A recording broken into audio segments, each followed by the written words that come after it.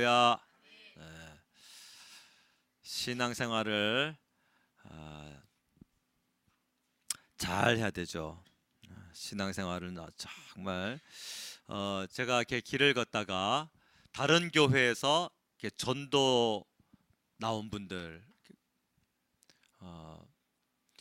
그분들에게 이제 전도지를 받을 때가 있어요. 그러면 이제 저보고 예수님 믿고 천국 가세요 하고 저한테 전도지 내밀거든요. 그러면 예, 저 믿습니다. 그럼 아, 예, 안녕히 가세요. 이제 그렇게 인사하고 마쳐요.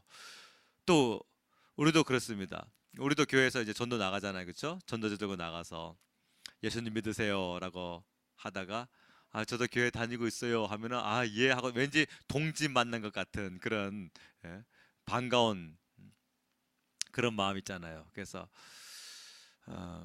물론 우리 교회에서 각 모든 교회에서 거리에 나와서 전도하는 목적이 불신자 대상인 것은 분명해요. 분명한데 한번 바꿔서 한번 생각해 보자는 말이죠. 교회 다닙니다. 예수님 믿습니다. 그 말만으로 안심할 수 있느냐라는 겁니다. 신앙생활이라는 것이. 예수님 믿습니다라고 하는 그것만으로 우리의 신앙이 안전하고 또 다 얻은 것처럼 만족할 수 있느냐라는 것이죠. 우리가 예수님 믿고 구원받아서 주님으로부터 영생을 선물로 받게 되었는데 그 이 영생을 우리가 선물로 받았다라고 하는 것이 이제 내 것인 것인 양 내 마음대로 이제 살아도 이 영생은 잃어버리지 않냐고, 심지어 내가 세상 사람들과 구분되지 않냐는 정말 악하고 추하고 못된 어떤 그런 하나님을 불순종하는 그런 삶을 사는데도 불구하고 이 영생이 여전히 내 안에 존재할 수 있느냐라는 겁니다.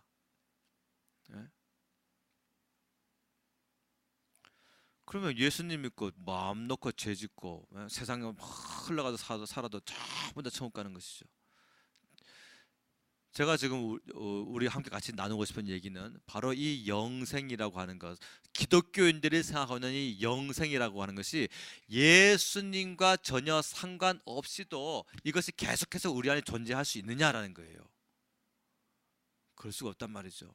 왜 그렇습니까? 영생은 예수님 안에 있는 것이고 그 예수님이 우리 안에 생명으로 들어오는 것이 영생인 것이지, 죽게 받았다 해가지고 이제 주님과 내가 상관없는 삶을 산다고 해서 그 영생이 여전히 나에게 독단적으로 머무를 수 있는 것이 아니란 말이에요. 영생이라고 하는 것은 원래 인간에게 없는 거고 주님께만 있는 거잖아요. 그렇죠? 예.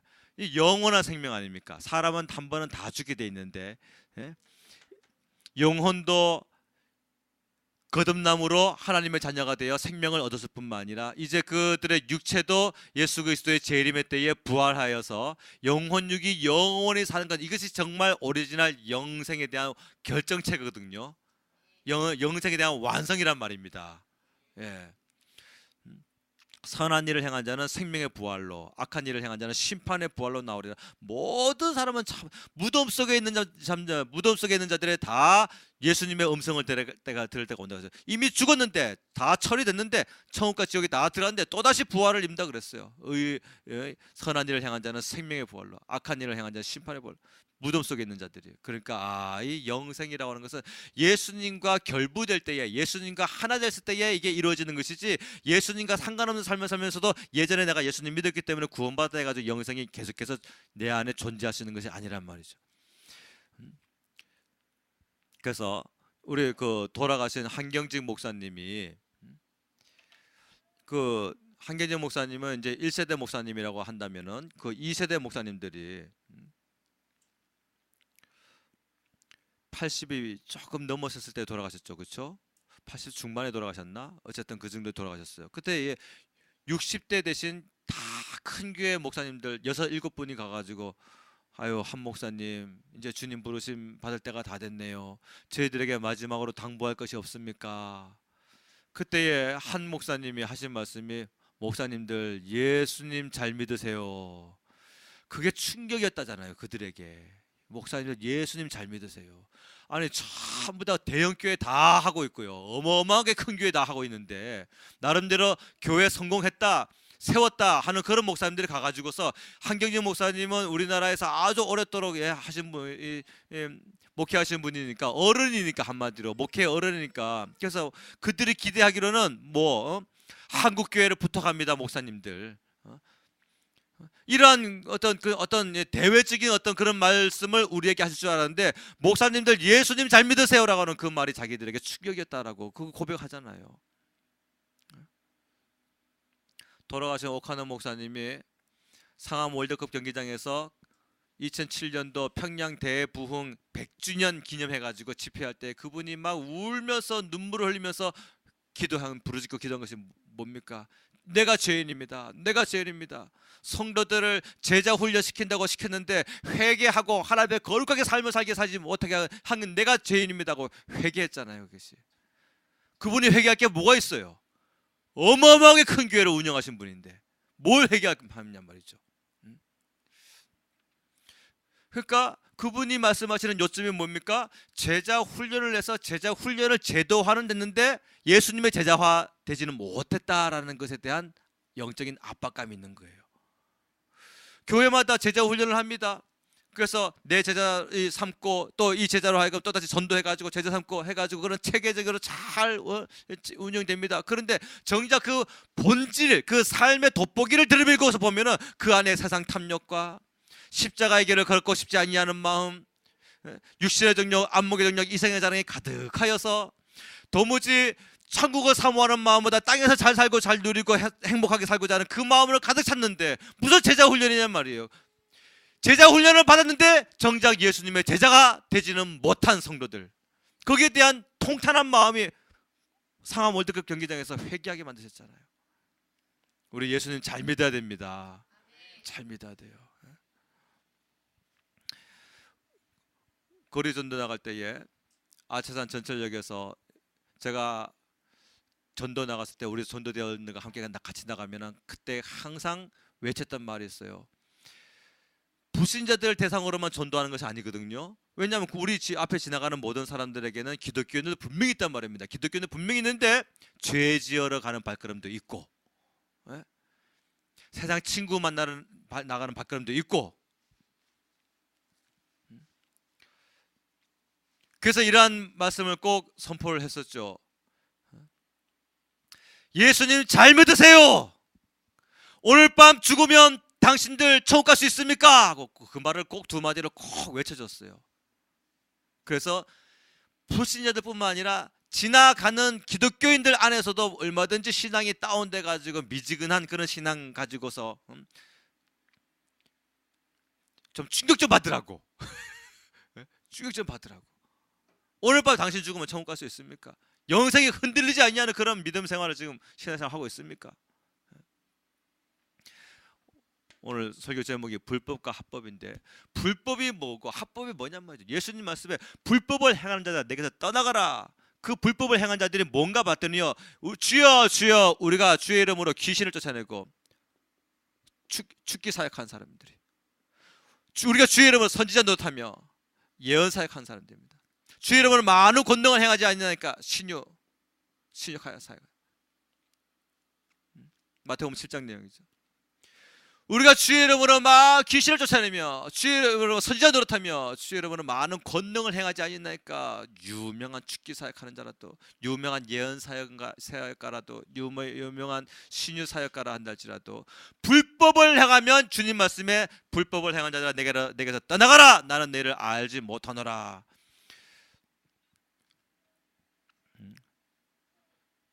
현신의 권사님이 그랬다잖아요. 그분은 못 고치는 병이 없었는데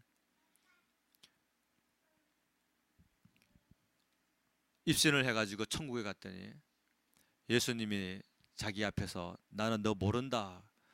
그래서 거기서 울면서 예수님 내가 평생을 예수님을 위해서 헌신하면서 이렇게 살아왔는데 예수님 나를 모른다니요. 네가 너 위에 사역했지 나 위에 사역했니? 난 너 모른다. 그래서 거기서 울면서 막 한 번만 더 기회를 주세요. 그러면 내가 내 인생을 정말 주를 위해 살겠습니다. 가라, 내가 너에게 한 번 더 기회를 주겠다. 그때 그 현신의 목사님이 큰 교회에 함께 엄청난 능력을 행하시는 그 목사님을 물으시면서, 그 목사님은요, 그 목사도 나는 모른다, 말하면 다 아는 분이죠. 그리고 그분이 입신에서 돌아와 가지고서 자기 앞으로 돼 있는 10만 평 땅을 싹 다 팔아 가지고서 기부 다 해버리죠. 그 전에는 현수막에다가 현신의 권사하고서 자기 이름 그 사진까지 다 붙이고 했는데, 그 다음부터는 자기 이름만 내걸고 사진은 다 빼버렸어요. 왜 그렇습니까? 내가 드러났다는 거예요. 여태까지 내 사역했다는 겁니다. 나를 위해 사역했다는 거예요. 그게 천국 가서 보니까 신랄하게 드러나는데 하나님 앞에 내세울 것이 아무것도 없다는 거예요. 이제는 자기를 숨기는 사역을 하기는 겁니다. 우리가 교회에서 일을 하거나 누구를 좀 돕거나 할 때에 자기 드러내지 마세요. 그러면 자기 상을 이미 받았느니라. 예? 구제할 때에, 기도할 때에, 금식할 때에, 주님 말씀 그거잖아요, 그죠? 회당과 큰 거리 어귀에 서 가지고서 기도하기를 좋아하고, 나서서 기도하기는 좋아하고, 정작 혼자서 깜깜한 데서 어두운 데서 기도하는 것은 게을리하고, 구제할 때도 많은 사람들이 보는 앞에서는 구제를 하고 베풀고 하는데 정작 1대1로 그 가난한 사람 바라볼 때는 내 주머니에서 나오지 아니하고, 이 나와 뭡니까? 외식하는 신앙생활이에요. 신앙생활 잘해야 됩니다. 그래야 잘해야 주께 받을 게 있는 거예요. 예. 불법이 뭐예요? 합법적이지 않은 게 불법이죠. 너무 쉽죠? 예? 그러면 합법은 뭡니까? 먼저 우리의 존재를 알아야 합법이 뭔지 알고, 합법이 뭔지를 알아야 불법이 뭔지를 구분할 수가 있어요. 우리의 존재가 뭐냐? 고린도전서 3장 16절과 17절 우리 존재예요. 다시 말하면 너희는 너희가 하나님의 뭐인 것과 성전인 것과 하나님의 성령이 너희 안에 거하시는 걸 알지 못하느냐. 다시 말하면 우리는 성전으로 지음받았단 말입니다.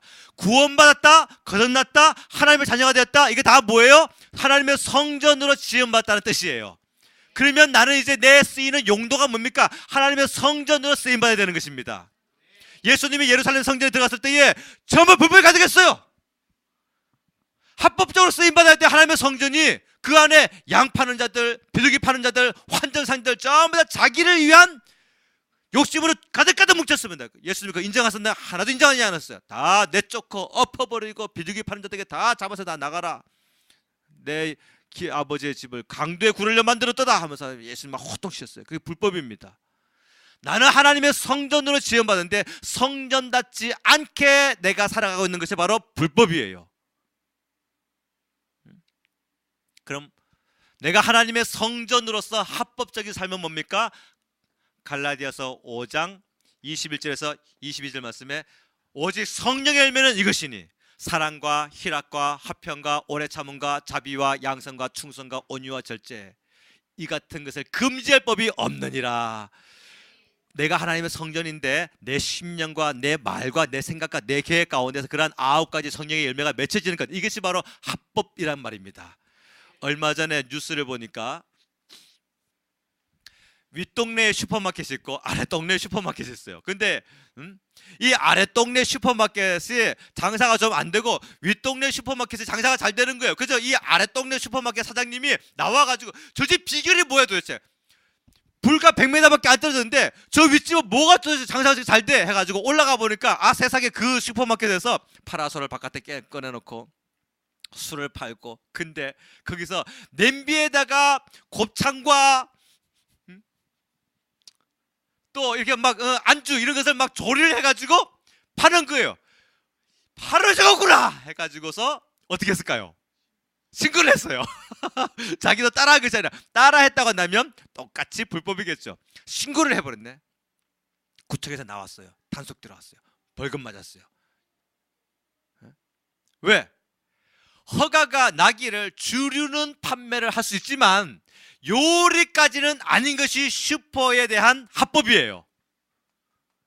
예?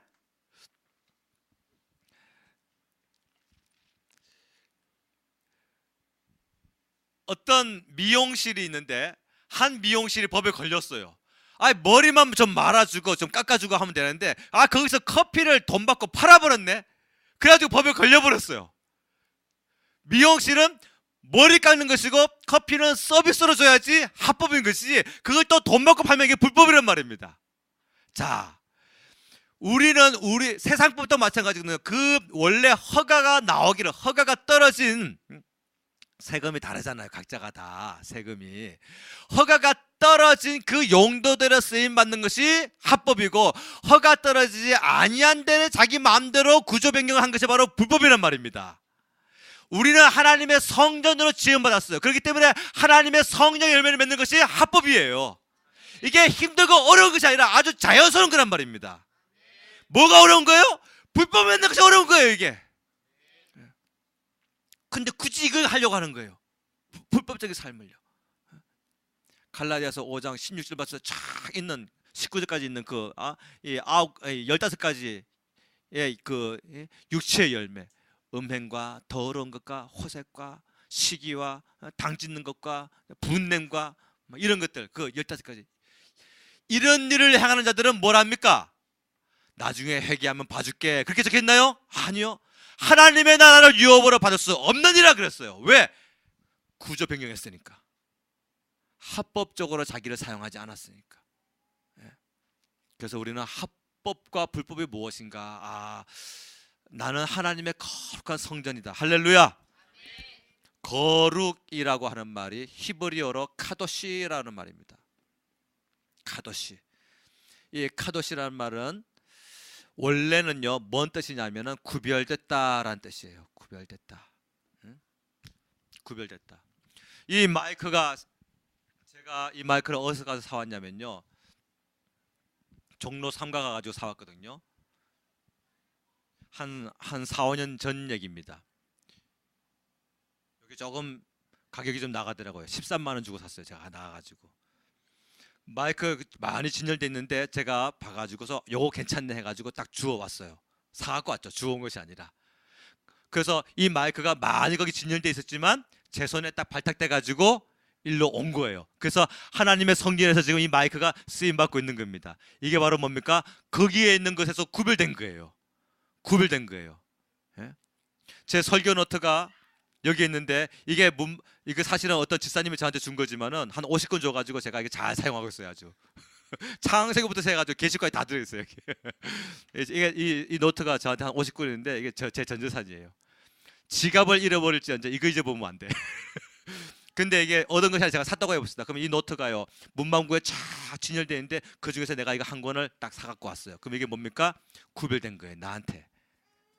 우리가 세상이라고 하는 많은 곳에서 사람들이 잘못 태어납니다. 그런데 이 물에서 다 태어나는 죽을 수밖에 없는. 근데 뭇에다가 우리를 따로 건져놨어요. 이게 하나님께서 우리를 구원하신 것인데 이게 바로 뭡니까? 구별됐다라는 거예요. 하나님이 우리를 세상 사람들 중에서 우리를 구별해 내셨어요. 아멘. 그래서 구별된 자가 우리란 말입니다. 그러므로 우리는 구별된 삶을 살아가야 될 자들이지 구별된 삶을 살아가야 될 자들이지 구별되기 위하여 노력한 자들이 아니란 말이에요. 이미 벌써 우리는 구별된 자들이에요. 하나님의 손에 선택됐고 구별된 자라는 말이죠. 한 가족에서 같이 생활한다는 날짜도 같이 태어났다는 날짜도 믿는 자가 있고 믿지 않는 자가 있잖아요. 하나님께서 야곱을 선택하고 에서는 버렸던 것 마찬가지인 것처럼 기독교 한 집안에서 기독교인이 있고 불신자가 있습니다. 우리는 벌써 뭡니까? 하나님께 구별된 자예요. 그래서 그걸 바로 뭐라고 하는 것이다? 거룩이다 하라는 것이에요. 그렇기 때문에 우리는요 이 거룩하게 사는 것이 합법이란 말입니다. 이게 절대로 어려운 것이 아니라 나를 주님께 믿고 맡기고 드리면 하나님께서 그렇게 살아갈 수 있는 힘과 용기와 능력을 부어주신단 말이에요. 근데 왜 힘드냐? 내 안에 있는 욕심이 있기 때문에 이 욕심이 자꾸 거룩한 삶을 살지 못하고 자꾸 세상 소리에 귀를 기울게 만들어요. 오늘 본문에 아담과 하와가 나오는데 이제 인류 최대의 비극이 시작되는 그 현장이죠. 에덴 동산을 하나님께서 지으시고 거기에 아담과 하와를 두셨어요. 그리고 그들에게 모든 통치권을 다 위임해 주셨죠. 이름을 짓는 권세를 아담에게 주셨잖아요. 그렇죠? 그래서 각기 동물들을 다 이끌어서 아담이 뭐라고 이름 짓는가 하고서 보셨다 그랬어요. 이름을 짓는다라고 하는 것은 주인이라는 것이거든요. 통치권을 다 받았다는 뜻이거든요. 제가 제 딸 낳는데 제가 제 마음대로 이름을 지었거든요. 그건 뭡니까? 넌 내 소유야, 그 뜻이거든요. 혹시 장명서 가지고 이름 지으신 분 계세요? 나 내 자식 장명서 가졌다. 없습니까? 다 여러분 스스로가 다 지셨습니까? 혹시 나는 뭐 누구 은사나 혹은 목사님이나 다른 분에게 내 자식에 대해서 이름 받았다. 아무도 없습니까? 그런 줄로 믿고. 자, 뭐 목사님이 내가 자식 낳았는데 목사님이 이름을 지어줬던 혹은 은사님이 나에게 이런 이름이 적혔네 해가지고 이름을 지어줬던 그 선택은 나에게 있는 거죠. 거부할 수 있는 권리가 나한테 있죠. 그렇죠. 그래서 결국은 그것을 허락해 주는 것은 오로지 그 부모, 아버지, 어머니 그에게 있는 거 아니에요. 그렇죠? 이름을 지어준다라고 하는 것은 그의 소유다라는 뜻이에요. 요한계시록에 보면요, 버가모 교회의 약속이 뭡니까? 새 이름을 주겠다, 이름을 지어준다.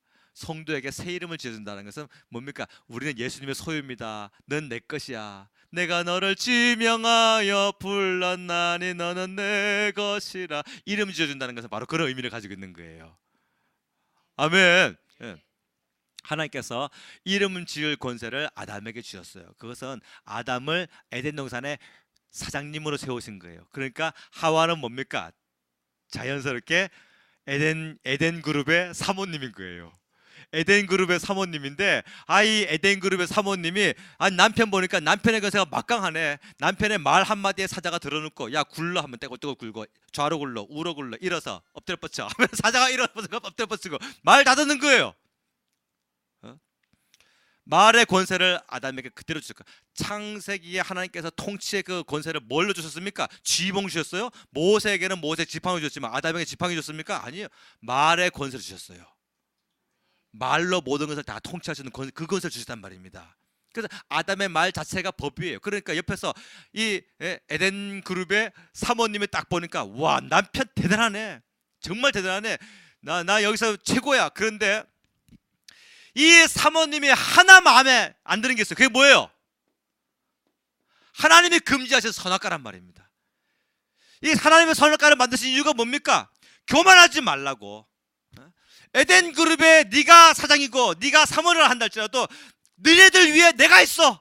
너희들은 내 말과 내 통치 아래 있어야지 너희들이 행복한가, 그거 알게 하시려고 선악과 만드신 건데, 하와 볼 때는 이게 마음에 안 드는 거예요. 다 내 남편에 다 순종하고 내 남편의 말에 다 바다에, 아마 예상적으로 분명히 그랬을 거예요. 서울 대공원에 가면은 뭐 이래 하면은 뭐 돌고래가 쫙 올라가고 뭐, 아마 아담이 신났을 거예요.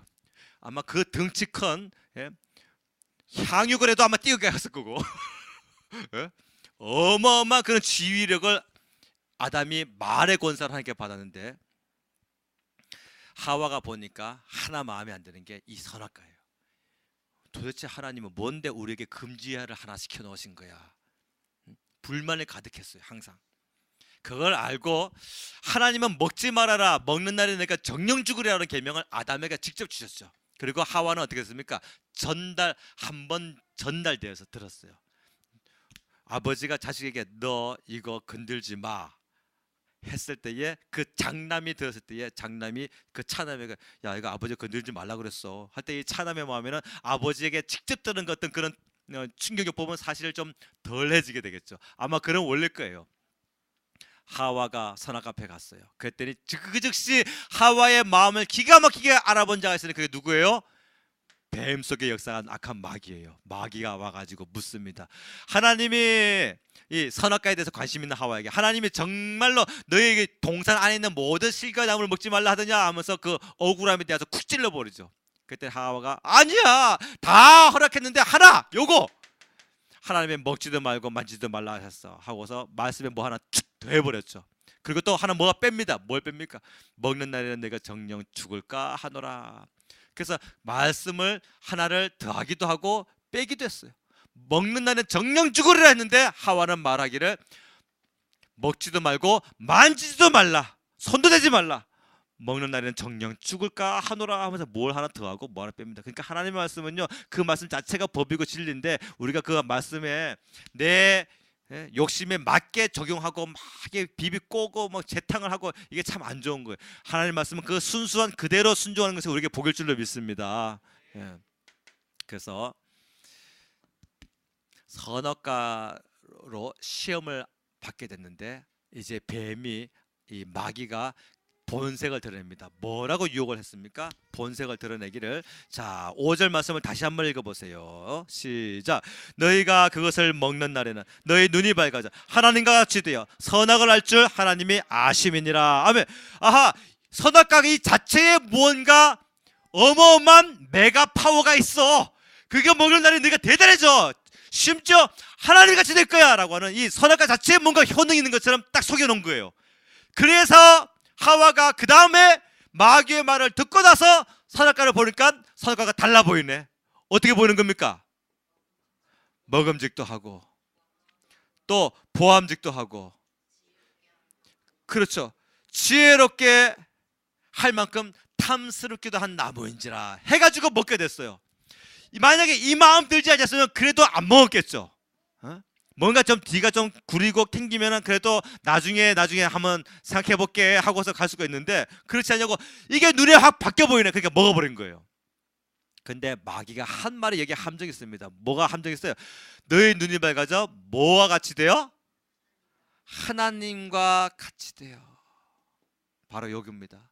여기에 미끼를 딱 던졌는데 콱 물어버린 거예요. 아, 하나님 같이. 왜? 에덴 그룹의 사모님이 내 남편의 최고의 사장님이고 모든 권세를 다 가지고 있는데 이거 못 먹으면 하나님처럼 된다? 우와, 최고네. 이거만 있으면 이제 이게 다 천하통일이야. 천하통일이야. 그 욕심을 가지게 된 거죠. 근데 개뿔 개뿔 하나님같이 되긴요. 자기가 하나님이 되어버리고 말았어요.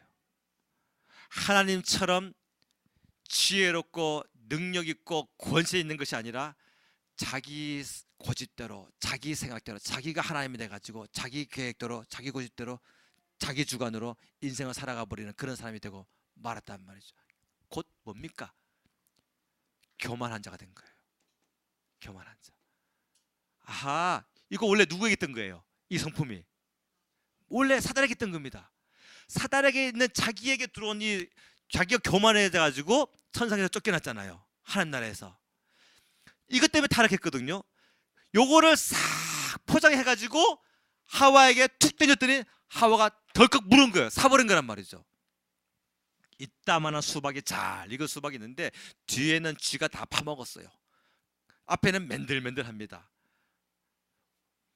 수박 10,000원인데 오늘 7,000원에 팝니다. 7,000원에 사가세요 할 때에 저만한 수박이 7,000원에 팔아?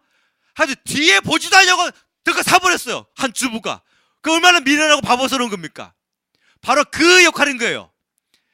마귀가 하나님같이 되어라고 하는 것이 원래 자기가 이거 되고 싶어가지고 그 마음 먹고 도전했다가 교만해져가지고 타락해가지고 하늘 쫓겨난 자가 됐는데, 하와에게 말하기를 너희 눈이 밝아져 하나님같이 된다라는 그 말에 하와가 뒤도 돌아보지 않고 안 매우 그 모습만 딱 보고서 어이구 싸다 해가지고 덜컥 사버린 수박하고 똑같아 버리게 되고 만 거예요.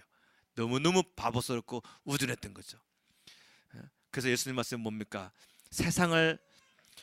제자들을 예수님께서 세상에 전도대로 보낼 때 뭐라고 말씀하셨어요? 내가 너희를 세상에 보냄이 양을 이리에게 보낸 것 같도다. 그러므로 뭐라고 했습니까? 그러므로 뱀같이 지혜롭고 비둘기같이 순결하라 그랬어요. 악한 마귀는요 지금도 광명한 천사의 모습으로 자기를 싹 가립니다. 마태복음 7장 15절 말씀에 예수님 말씀에 뭐라 했습니까? 거짓 선지자들을 삼가하라. 양의 옷을 입고 너에게 나오나 속에는 노략질을 하는 일이라 그랬어요. 양의 옷을 입고. 양의 옷을 입는다면 뭔 뜻인지 아세요? 거짓 선지자. 선지자게 선지자인데 거짓 선지자예요. 양의 옷을 입었다. 그게 뭔 말입니까? 성도 여러분, 이 길이 천국 가는 길입니다. 이 길이 영생하는 길입니다. 이 길이 하나님께 나가는 길입니다 하면서 세상 구주하게 만드는 거예요. 돈 따라가게 만들고 세상 권력 따라가게 만들고 좁은 길로 일어나지 않는 겁니다. 그게 15절 말씀이에요. 그 윗절이 뭡니까? 좁은 문으로 들어가라. 멸망으로 인도하는 문은 크고 그 길을 그리고 들어간 자가 많고 생명으로 인도하는 문은 좁고 그 길에 협자가 찾는 이가 착함인지라. 그 다음에 바로 거짓 선지자 말씀하셨어요. 그러니까 거짓 선지자들 하는 일이 뭡니까? 이 길이 생명의 길입니다. 이 길이 영생의 길입니다. 이 길이 천국 가는 길입니다. 말하면 돼. 자세히 보면요, 넓은 길로 다 인도하는 거예요. 좁은 길로 가게 하지 않는 겁니다. 그럼 좁은 길은 뭡니까? 남들이 가지 않는 길. 기도하기를 얼마나 힘들어합니까? 자기 부인하는 것이 얼마나 힘들어요. 주께 받은 사명 감당하는 것이 얼마나 힘듭니까? 신앙생활 제대로 하자면요, 정말 나를 내려놔야 할 것들이 얼마나 많은지 몰라요. 다시 말하면 요겁니다. 요거 3종, 요거 3개. 요거 3개 가지고 사단이 한번 먹혔거든요. 그러니까 요거 하와나 아담에게 다 먹혔더니 이거 갖고 또 누구에게 먹히게 하려고 했느냐? 예수님에게까지도 요거 가지고 도전했어요. 마태복음 4장에 보면은 예수님이 40일 금식하셨죠? 그렇죠? 예. 40일 금식을 한 후에 사단이 먹음직도 하고 보암직도 하고 지혜롭게 한 그 감정을 가지고 시험을 하죠. 어떻게? 이 돌들로 떡을 만들어서 먹어라. 그 예수님의 권세로는 얼마든지 가능한 일이거든요. 사단은 항상 우리에게 시험을 줄 때, 우리를 유혹할 때 우리 능력 안에서 할 수 있는 범위 안에서 우리에게 유혹을 하지, 우리의 능력 벗어난 것에 대해서 그럼 유혹 안 받잖아요. 그렇죠? 그죠? 돈이 한 10억 있는 사람에게 그게 빗대는 하나님의 선한 사업을 위해서 이걸 쓸 것인가, 아니면 나를 위한 성을 쌓을 것인가, 이게 유혹이 되는 것이지. 빌딩을 하나 바라보거나 혹은 11조를 가지고 재건을 할 때에 돈 100만 원밖에 없는 사람한테 10억짜리 빌딩 갖다 놓고서 11조를 할 거냐, 빌딩을 할 거냐, 그게 유혹이 되겠어요? 유혹도 안 된단 말입니다. 항상 사단의 유혹은요, 내가 할 수 있는 범위 안에서 유혹이 오게 돼 있어요. 그렇죠? 예. 내 힘으로 언제든지 할 수 있는 그 범위 안에서. 예수님도 마찬가지로 예수님의 이 권세가 있거든요. 돌들로 떡을 만들어 먹게 하라. 보암직도 뭡니까? 성전 꼭대기에 세웠습니다. 그거 뭐합니까? 뛰어내려라! 그러면 너의 천사들이 다 받아가지고 너의 발이 땅에 떨어지지 아니하도록 하지 않게. 근데 얼마나 보암직해요. 지상 최고의 쇼죠. 완전히 지혜롭게 할 만큼 탐스럽게도 한다면 이게 뭡니까? 사단이 천하 만국을 다 보여주면서 나한테 경배해라. 이건 원래 내가 받은 건데 나한테 경배하면, 나한테 잘하면 내가 너에게 줄게. 이게 왜 지혜롭게 되느냐? 굳이 십자가 지지 아니해도 자기가 고통스러워하고 아파하고 살이 찢기고 십자가의 고통 그걸 겪지 아니해도 천하만국을 그럼 나한테 주겠다고? 내가 한 번 전하면은 천하만국을 나한테 다 주겠다고? 이거 지혜롭겠네 라고 인간적인 생각을 가질 수 있도록 사단이 역사한 거예요. 이해되세요? 그래서 이거요, 예수님께 먹힐 줄 알고 했는데 예수님 여기 넘어가서 안 넘어갔어요? 하나도 안 넘어갔어요. 전부 다 말씀을 다 물리치셨습니다. 할렐루야. 그래서 성령의 검, 하나님의 말씀을 가지라. 유일한 공격력 무기, 성도가 입어야 될 전신갑주 중에서 전부 다 방어용 무기고 하나는 공격력 무기. 그게 뭐예요? 공격력 무기가 말씀이란 말입니다. 하나님의 말씀을 가지라. 예수님 말씀을 다 물리치셨어요. 요한일서 2장 16절 말씀 보면은 이 세상에는 모든 것이 뭐다? 육신의 정욕과 그 다음에 안목의 정욕과 그 다음에 이생의 자랑이니 다 아버지께로부터 온 것이 아니요 세상으로부터 왔다. 먹음직 돌, 떡 만드는 거 육신의 정욕입니다. 보암직 성전 꼭대기에서 뛰어내리면 천사가 받들어줘. 그러면 메시아라고 인정하지 않겠느냐? 눈에 보기에 딱 끝내주는 안목의 정욕. 지혜롭게 할 만큼 탄식. 굳이 어려운 길 선택하지 아니해도 쉽게 얻을 수 있는 길. 우리가 조심해야 될 것이요. 예? 무엇이든지 우리가 필요한 것은 하나님께 헌신하고 기도하고 부르짖어 가지고 받아야지 진짜 내 것 되는 것이지, 기도도 하지 아니하고 주께 헌신하지 아니하고 하나님께 밉보이는 삶을 살면서도 내가 뭔가 하는 일이 잘 되고 있다, 이거 위험한 거예요. 아멘이 안 나오네. 다시 합시다. 무엇이든지 부르짖고 기도하고 허리가 끊어지도록 부르짖고 막 기도해가지고 하나님께 딱 따랐으면 그거는 진짜 난공불락 누가 뺏어갈 수도 없고 완전히 최고로 좋은 것인데, 하나님께 정말 밉상 보이면서도 불순종하면서도 기도하지 않으면서도 내가 지금 하는 일이 뭔가 잘 되겠다, 이거 위험한 거란 말입니다. 아멘. 예. 지혜롭게 할 만큼 탐스럽기도 한 나무인지라. 천하만국을 다 내게 줬는데 나한테 저를 한 번만 까딱하면 이거 내가 너 다 줄게. 그럼 예수는 굳이 그 힘든 십자가의 길 골고다로 걷지 않아도 될 살짝 유혹이에요. 그러니까 자, 내가 있으면 항상 환난과 유혹은 나에게 겹쳐 오게 돼 있어요. 환난만 오지 않습니다. 환난 오고 나면 그 바로 옆에 바로 항상 같이 유혹이 와요. 내가 너무 기도 생활만 한 거 아니야? 내가 너무 하나님만 바라보고 산 거 아니야? 뭔가 나만의 어떤 대책을 세워야 될 거 아니야? 이 힘들고 어려운 환난을 내가 이겨내려면 뭔가 다른 하나님을 향한 헌신이나 기도 생활을 좀 줄이고 나를 위해서 뭔가 해야 될 거 아니야? 라고 하는 이런 자기 방법으로 인생을 살아가려고 하는 이 사단의 유혹이 있고, 그러니까 환난과 유혹은 항상 나에게 겹쳐서 온다. 요거를 누가 하느냐? 바로 마귀 사탄이 이걸 역사한단 말이죠. 그러나 고린도전서 10장 13절 말씀에 이 말씀이 다 하나님의 주관이다라는 겁니다. 사람이 감당할 시험 밖에는 내가 당한 것이 없나니, 하나님은 미쁘사 내가 감당하지 못할 시험 당하면 허락하지 아니하시고, 또한 시험 당할 즈음에 피할 길을 내사 능히 너희로 다 감당하게 하시느니라. 그러니까 이건 뭡니까? 믿음의 활용이에요. 믿음의 활용. 믿음이라고 한 것을 우리가 받았는데, 믿음만 잘 활용을 하면 얼마든지 환난이나 유혹을 능히 이길 수 있는데, 믿음을 활용하지 않냐고 다른 생각과 다른 구조로 무언가 활용을 하니까 환난에 쓰러지게 되고 유혹에 넘어가는 자가 되고 만단 말이죠.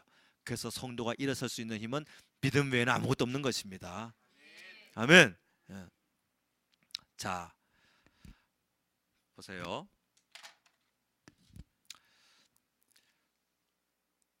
사단은 첫사람 아담과 하와에게 이게 통했어요. 예수님에게는 실패했습니다. 그러니까 우리가 예수님과 연합된, 예수님과 동행하고 예수님과 연합한 삶을 사는 자가 되면 이거 우리에게 안 통한단 말이에요. 누구에게 통하느냐? 예수님과 연합되지 아니한 자들에게 이게 아직도 먹혀 들어가고 있는 거예요. 이 구식 방법이, 이 캐묵은 오랫도록 녹이 다 서는 구식 방법이 아직도 성도들에게 통하고 있는 이유가 뭐냐? 예수님과 연합되지 않았기 때문에.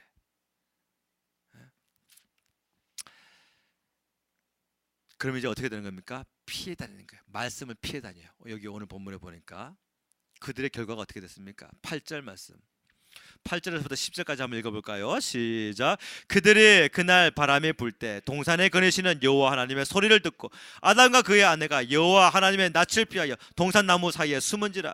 여호와 하나님이 아담을 부르시며 그에게 이르시되 내가 어디 있느냐? 이르되 내가 동산에서 하나님의 소리를 듣고 내가 버섯섬으로 두려워하여 숨었나이다. 아멘.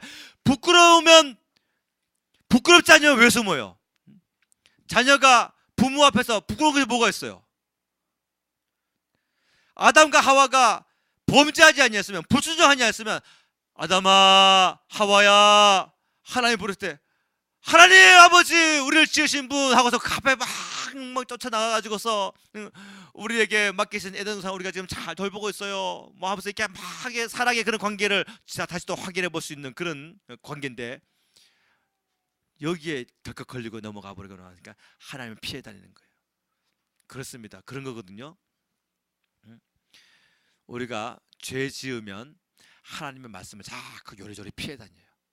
그래서 설교 시간에 목사님의 말씀을 내가 이렇게 들을 때에 그 말씀을 내가 이렇게 마음으로 피해 다닙니다. 이렇게 마음으로 거기에 걸리지 않으려고. 왜? 진심으로 자기를 그 말씀에 아멘 하기에는요 나를 드리지 못하는 것이 너무 많거든요.